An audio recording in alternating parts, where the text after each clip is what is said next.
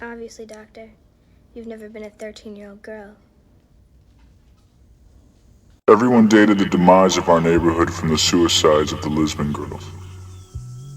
People saw their clairvoyance in the wiped-out elms and harsh sunlight. Some thought the tortures tearing the Lisbon girls pointed to a simple refusal to accept the world as it was handed down to them, so full of flaws. But the only thing we are certain of after all these years is the insufficiency of explanations. Obviously, Doctor, you've never been a 13-year-old girl.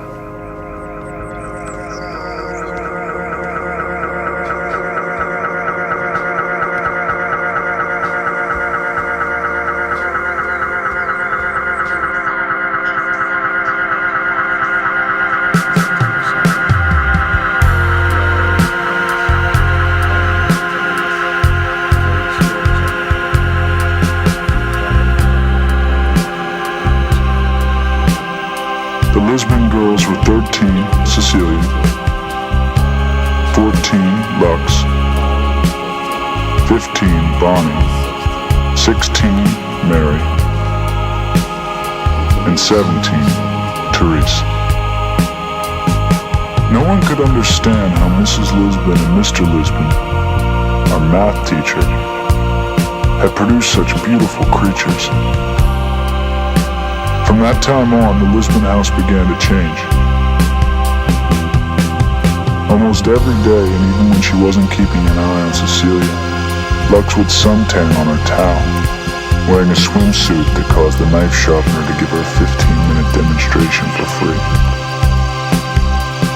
The only reliable boy who got to know Lux was Trip Fontaine, who only 18 months before the suicides had emerged from baby fat, to the delight of girls and mothers alike.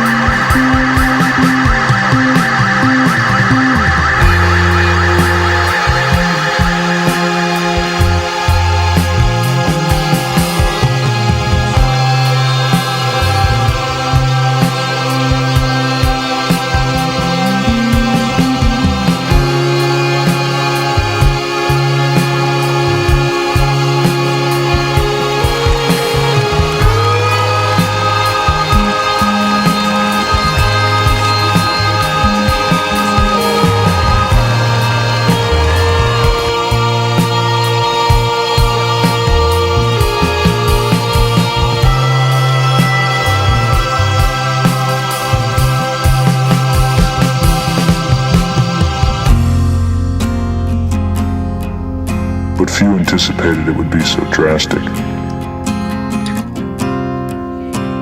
The girls were pulled out of school and Mrs. Lisbon shut the house in maximum security isolation.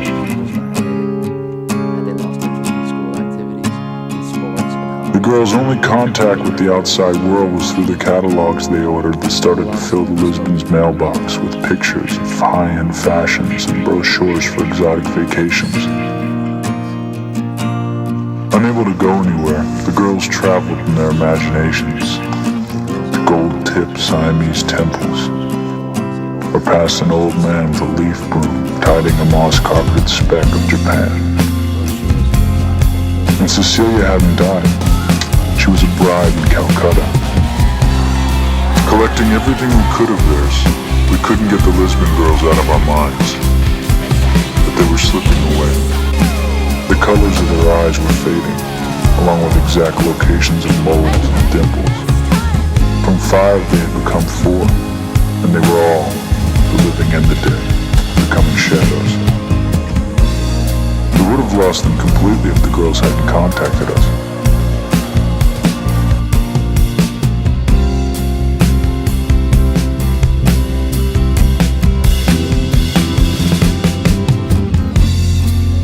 Lux was the last to go. Fleeing from the house, we'd forgotten to stop at the garage. After the suicide free-for-all, Mr. and Mrs. Lisbon gave up any attempt to lead a normal life. They had Mr. Headley pack up the house, selling what furniture he could in a garage sale. Everyone went just to look. Our parents did not buy used furniture, and they certainly didn't buy furniture tainted by death. We, of course, took the family photos that were put out with the trash. Mr. Lisbon put the house on the market, and it was sold to a young couple from Boston. It didn't matter in the end how old they had been, or that they were girls, but only that we had loved them, and that they hadn't heard us calling. Still do not hear us, calling them out of those rooms where they went to be alone for all time. Alone in suicide, which is deeper than death, and where we will never find the pieces to put them back together.